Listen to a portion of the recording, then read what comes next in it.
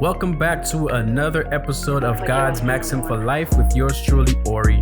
I am your host, and I am excited to bring you guys the second episode of the podcast.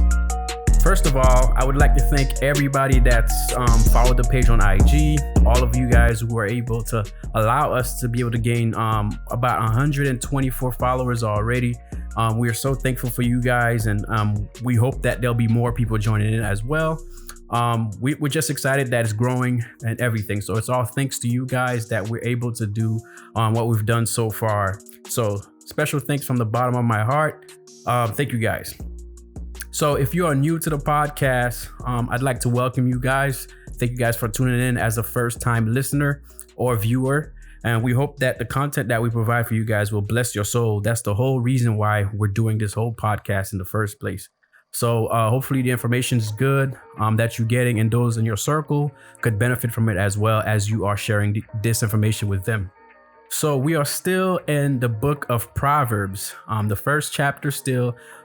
Today we're going to talk about verses 7 and 9. So chapter 1, verse 7 through 9. I'm going to read it for you guys so we can have a point of reference for the podcast today. If you want to know how to live well, you must first respect and obey the Lord. People who are fools refuse to listen to wise teaching. Listen, my son, to the words of your father, and do not forget what your mother taught you. A circle of leaves round your head and a chain round your neck, basically teaching a young man some knowledge and some discretion. And these two verses that we just read, actually 3 verses, 7, 8, and 9. Basically, you could say he was sitting down with a young man, and he's breaking it down to him how he should grow up to be, what rules should he follow. And the 2 rules that he basically gave him was fear the Lord and honor your parents. All right, so these 2 rules are actually the 2 fundamental laws of morality, according to Pythagoras, a Greek philosopher who is famous for the Pythagorean theorem. So his part, this is how his read when he actually wrote it down.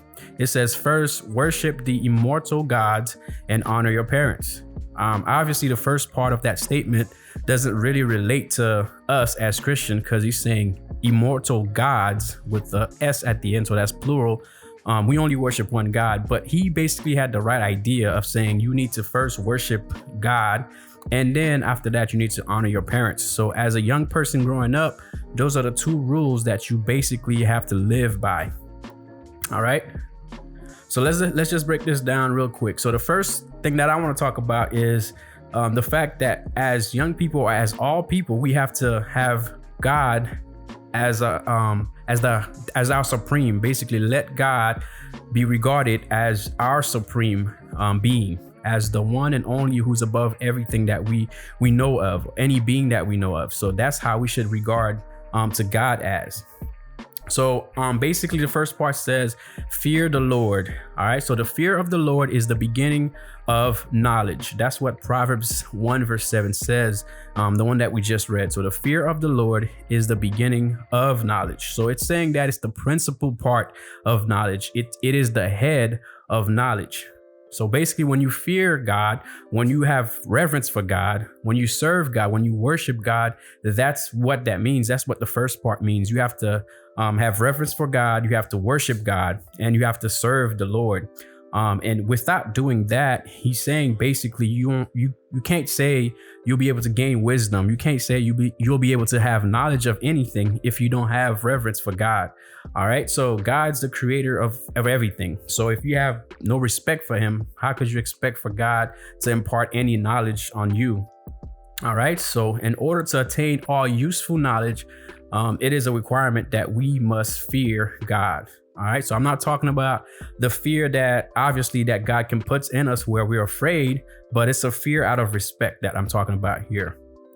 All right. So we're not in a position to profit from the instruction that we receive from the Bible unless our minds are possessed by holy reverence of God, and every thought within us be brought into obedience to him. So every thought that we have needs to be brought into obedience to God.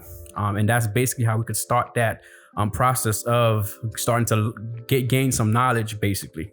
All right. So if any man will do his will, he shall know of his doctrine. So we find that in John chapter 7, verse 17. It says, some people choose to do what God wants. Those people will know about what I teach. They will know whether it comes from God or whether it comes from my own thoughts. And that's what Jesus was basically saying to the people at the time. All right. So he was just talking about when he's speaking, when he's teaching, people will know that it comes from God. All right. So all of our knowledge must take rise from fear of God. So it must tend to it as its perfection and center. Those who know enough, who know how to fear God, who are careful in everything to please him and fearful of offending him in anything. That's basically when you have the Alpha and Omega knowledge, knowing that God is the beginning and he is the end. So because of that statement alone, we should have reverence. We should be looking to worship and to serve such a God who started everything, right? He created everything. He's the beginning and also he's the end. All right. So if we want to know anything at all in this world, we have to basically seek that knowledge from God, because he started this whole thing and he's the only one that knows how all this will end ultimately. So to confirm this truth, Solomon points out that fools who have no regard to God despise wisdom and instruction and have no dread at all of God's wrath, nor any desire of his favor. So people who are basically foolish, right? They don't fear God at all, and they don't have any desire to please God. They don't have any desire for God's favor to be brought upon their life.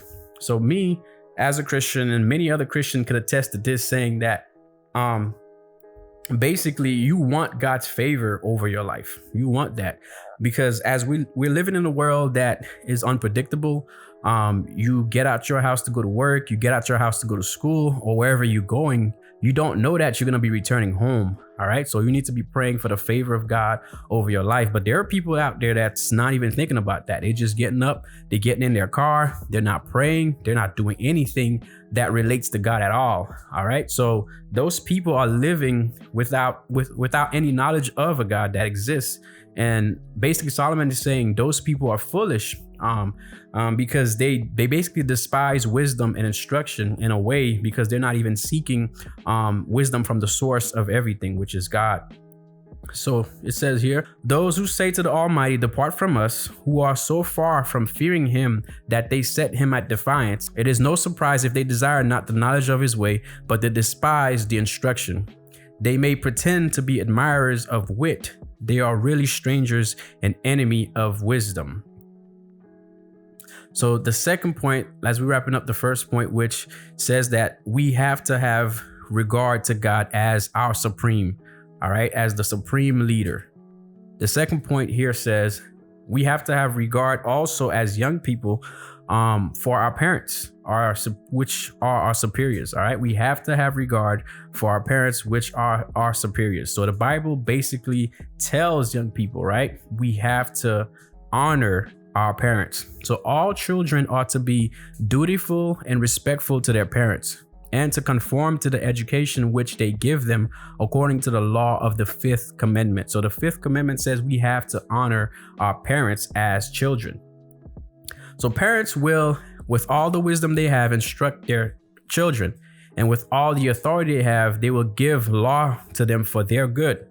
All right. So, but as parents as well, we have to understand that when we are giving the young children or your kids the wisdom or the education that you are giving them, you have to also be mindful that those kids also are able to think, they're able to process, they're able to reason. All right. So when we are giving these instructions, you have to give it with instruction. When you are giving these knowledge or education, you have to give it with instruction. You can't just say, this is what you do and that's it. All right. So we have to be able to tell them what they must do, and we have to tell them why you also telling them to do these things, so that way they'll know it's not just mom and dad are just telling me to do this just because they want to, but there's actually a legit reason behind it. So, going back to when I was much younger, obviously, my parents had rules for the home. They had rules, where you had to be home by a certain time. They had rules where, if you were going somewhere, you had to tell them where you was going. And they told me, like, basically we're saying these things because if something happens to you when you're out, we want to be able to know where you were, at least be able to communicate with someone else that could let them know about your whereabouts. And being that I grew up in a Caribbean household, they would check up on you as well. So basically, when it gets to a certain time, your phone will start going off, and that's your mom or your dad calling you to be like, hey, where are you at? All right, where you at? You need to get home. And obviously, growing up, I wasn't the perfect kid. So there were some days where I was getting a lot of these calls, but ultimately I understood why though they were calling. I understood why my parents were doing what they were doing. They told me the reason why. So all parents to try to aim to do this as they're raising their kids is you break down your rules, you break down your instruction, the education that you're trying to build in your home, and you tell your kids why. There's nothing wrong with that. All right, so the second thing is he charges children both to receive and to retain the good lessons and laws their parents give them. All right, so we have to be able to receive those instructions and also retain it. Sometimes you might be listening to your parents and they're telling you, hey, I need you to do this, but at the same time, a few days pass, you don't retain that type of information. So it's good that not only are the kids receiving this information, but they're receiving it with readiness.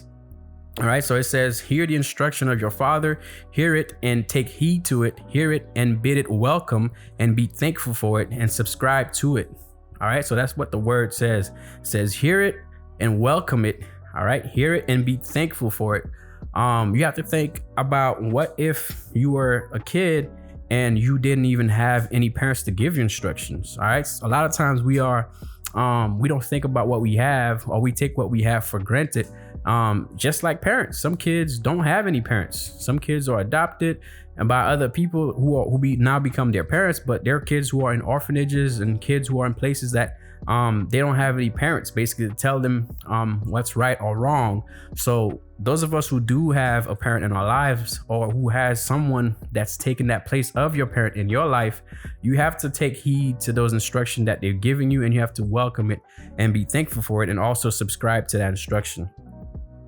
All right, so the second thing that it says also, so you have to receive it and also retain it with resolution. All right, so you have to try to remember these things that your parents are trying to instill in you, because you are going to have kids too in the future. If you want to have kids, some people might not be able to have kids, but if you do have kids, you want to be able to share those information with your kids as well, to help them to make decisions that will help them have a better future. So that's the goal of your parents, and one day you'll be a parent as well.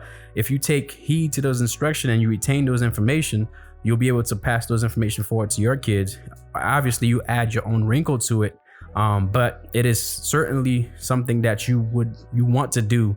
All right, if you do have parents in your life, even if you are no longer what you would consider a youth, you can still talk to your parents. You can still gain some knowledge from your parents even now. Basically, the last thing Solomon tells us as he's wrapping it up is, when you do all these things, that you listen to your parents and you follow these rules, is basically you honoring them. All right, you honoring them, and you also honoring yourself. All right, so we're gonna wrap up the second episode right here, right now. As we're closing out, I just want to say thank you guys for listening to the podcast. This is our second episode. Since you made it to this point of the podcast, we hope that you are blessed by the information that you are able to receive from listening or watching this podcast. So we'll continue to do more episodes. We'll continue to drop more knowledge on you guys, as this is the goal of the whole podcast. So if you have not done so yet, go ahead and subscribe to the podcast. We are on Spotify, Apple Podcasts, Google Podcasts, YouTube, and also Instagram as well. We thank you guys for tuning in. We thank you guys for listening. As usual, when we wrap up, we say this. We say stay blessed, and see you guys next week on our next episode. It looks like you lost another one.